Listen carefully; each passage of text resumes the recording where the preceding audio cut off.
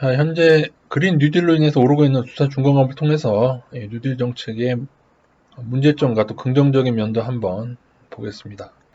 일단은 그린 뉴딜에 의해서 최근에 엄청 급등을 했죠. 한 4,000원에서 거의 지금 주고 가다가 지난번 폭락 때 2,000원대 찍었던 것이 지금 16,000원까지 올랐습니다. 실적과 재무 구조는요, 지금 6개월 반기에만 연결 기준으로 6천억 적자고요. 이게 뭐 이런 식이면 올해 한 1조 원 적자가 나오겠죠. 그리고 자본 총계는 5조 8천억인데 부채가 무려 20조 원에 육박합니다. 3배가 훌쩍 넘는 거죠. 연결 재무제표가 그러니까 별도 재무제표는 더 좋지가 않습니다. 별도 재무제표 기준으로 봤을 때 8천억 반기 6개월 동안 8천억 적자에다가 지금 별도로는 자본 총계가 이것뿐이 안 됩니다. 2조 8천억 부채는 8조 원. 자본 총계가 2조 8천억인데 올해만 해도 1조 원 이상의 적자가 되겠죠. 매년 1조 원씩 까인다고 치면은 불과 한 3년 정도 내에 자본 잠식에 빠질 수도 있습니다. 보통 이렇게 망해가면서 돈이 없고 어려운 기업은 뭘 하느냐? 그렇습니다. 유상증자를 합니다. 이미 올해 9월에 유상증자 그리고 회사를 살리기 위해서 팔 건 다 팔죠. 그죠? 그래서 이거저거 매각하고 정상화 컨트랙을 마련하고 그리고 이런 두산중공업이나 일단 건설 계열 얘네들의 문제는 그동안 이제 분식회계 같은 것도 많이 했는데 뭐 그거는 증거가 없으니까 문제는 이 손실이 예를 들어 몇 년 전에 한 2, 3년 전에 발생했는데도 그 손실을 조금 나중에 반영을 시킵니다. 그 이유는 지네들이 먼저 파는 거죠. 지네들이 먼저 팔고 손실이 나중에 반영돼서 곤란을 겪게 된 그런 경우가 건설업계, 예전에 대림산업도 한번 그랬었죠. 굉장히 많다. 그래서 지금 유상증자하고 어쩌고 이렇게 저렇게 돈줄이 없는 걸 봐서는 이걸 많이 늦게 반영했으면 앞으로도 계속 이 모양일 텐데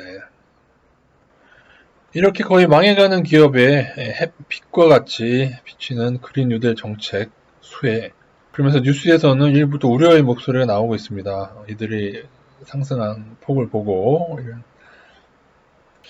그래서 그린 뉴딜 정책 대충 보면 해양 플랜트 산업에만 1조 원 투자하고 그러니까 뭐 그런 사업들을 수주하게 되면은 두산중공업이 실제로 실적이 조금 증가할 수 있는 것은 사실입니다. 그러나 뭐 전체 해양 플랜트에 1조 원을 투자한다고 해도 거기서 과연 순이익을 얼마나 낼 수가 있을까요?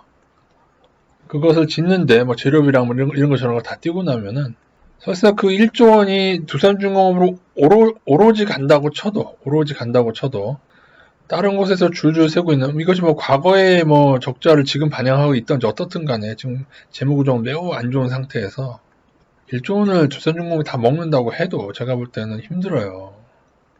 매년 비추 속도로 적자가 나올 텐데요. 이 단기성으로 1조 원 들어온다고 해서 무슨 의미가 있겠어요. 물론 이 정책으로 두산중공업이 수혜를 입는 건 사실일 겁니다. 그러나 적자의 규모에 비하면은 회사가 제대로 회생을 할지 어떨지는 알 수 없는 상태로 보여지고요.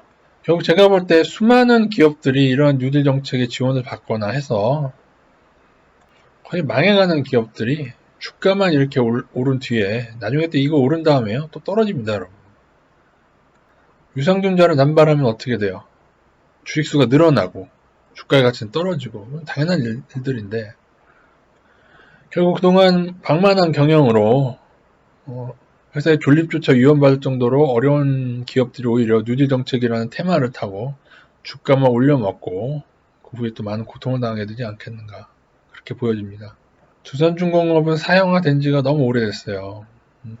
이때가 언제입니까? 고점을 찍은 게 언제예요? 2007년도 고점 찍고 16만원에서 2390원 찍고 최근에 16,000원까지 오른 겁니다. 아무리 그린 뉴딜의 지원을 받더라도 현재 나오고 있는 적자가 매년 1조 원이 넘는 규모라면 이 기업은 향후에 회생이 될까 안 될까 걱정해야 되는 것이고요. 자, 두산중공업 선물에 들어와 있죠. 근데 보세요. 지금 현재가는 16,300원인데 가격은 15,200원에 형성되어 있습니다. 모르겠습니다. 중간에 뭐 증자 이벤트가 있어서 이런지 그건 잘 모르겠습니다만 그런 건 아닌 것 같은데요. 얼마 안 남았는데 9월 만기가 다음 주인데 당장 그 다음 달 것도 이렇게 낮죠. 누군가는 현 가격을 버블로 보고 지금보다 훨씬 더 낮은 가격에 거의 3%가량 낮은 가격에도 하방을 치고 있다는 얘기가 되겠죠. 더군다나 전통적인 건설주들이 보통 부실을 숨겨왔던 그런 관행을 봐서 만약에 지금 재무지표에 드러나지 않는 부실이 나중에 계속 반영된다고 한다면은 그리고 그런 부실을 알고 있는 사람이라면 이 뉴딜 테마를 이용해서 오히려 주가를 올린 뒤에 매도하고 아니면은 주식 선물을 이용해서 하방을 가져가지 않겠는가 그렇게 보여집니다. 여러분 정책을 추진하는 건 좋습니다. 뭐 그린 뉴딜, 뭐 디지털 뉴딜 다 좋아요. 저는 뭐 비대면 의료나 원격 뭐 그런 거 다 좋습니다. 그러나 어떤 정책을 실행하기 위해서는 적어도 1년 이상 이것이 정말 이러한 큰 돈을 집행하는 게 맞는지 이렇게 되면은 다 살아납니까 여러분? 이런 기업들이 돈을 받아서 연구해서 다 성공해서 이게 다 살아나느냐고요. 그 돈은 어디서 온 건데요?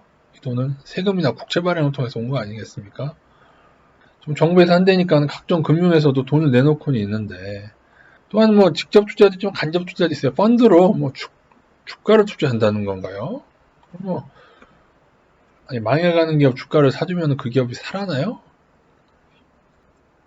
우리나라의 이런 근본적인 문제는 기초과학이 무시되고 있죠. 왜냐하면 기초과학을 전공하고 그것만 연구해서는 돈을 벌 수 있는 시스템이 아니에요. 오히려 정말로 우리나라가 발전하길 원한다면은 이러한 뭐 태양광에도 어떠한 기술은 좋습니다. 디지털이든 뭐든 그 기업 그런 기술에 대한 원천 기술에 대한 연구하는 기초과학에 더욱더 지원을 해주시고 기초과학만 하는 교수님들이나 그분들이 한번 연봉이나 그런 걸 보세요. 얼마나 그분들이 소외가 되어 있기 때문에 그런 사람들이 연구에 몰두하지 않고 다 뭐 다른 데로 가는 겁니다.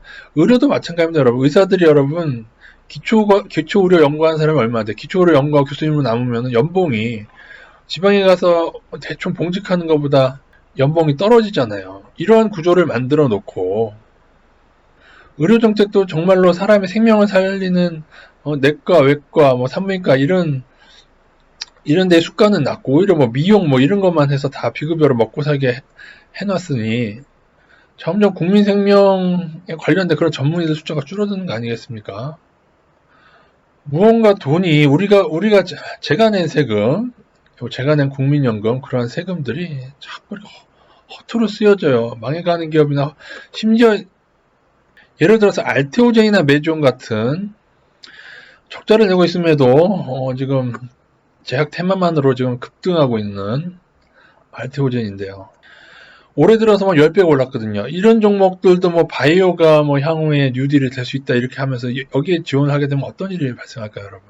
그래서 제가 뉴딜 정책은 공무원들의 배만 불리고 그리고 이런 거 지원 따내려면 공무원이 얼마나 기업들이 로비를 많이 하겠어요. 그래서 공무원 배만 불리고 작전 세력 배만 불리는 정책이 될 것이고 이러한 주먹구구식의 투자는 기초과학을 튼튼하는 것이 아니라 제대로 된 기술력이 아니라 그냥 다 나눠먹고 흐트러지는 왜 우리 세금을 왜 이런 데 했습니까?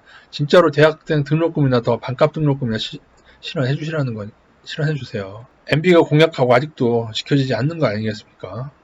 왜 성실히 일하고 하루하루 힘들게 살면서 아이들 키우고 이런 사람들의 세금을 받아서 왜 4대강 사업도 제가 비판했던 것은 쓸데없는 돈을 쓰기 때문에 그래요. 저는 기본적으로 4대강 사업의 그 내용에 반대했던 사람은 아니고요. 그것을 위해서 건설사들과 하는 그 모든 일들이 너무 비리가 눈에 보였고 해외 자원 개발도 너무 비리가 많았잖아요. 제가 볼 때는 지금의 이러한 정책들은 MB 시절에 해외 자원 개발로 날려먹은 돈급에 지금 다 나눠먹기식이 흐트러버리는 돈이 될 것으로 저는 보고 있습니다.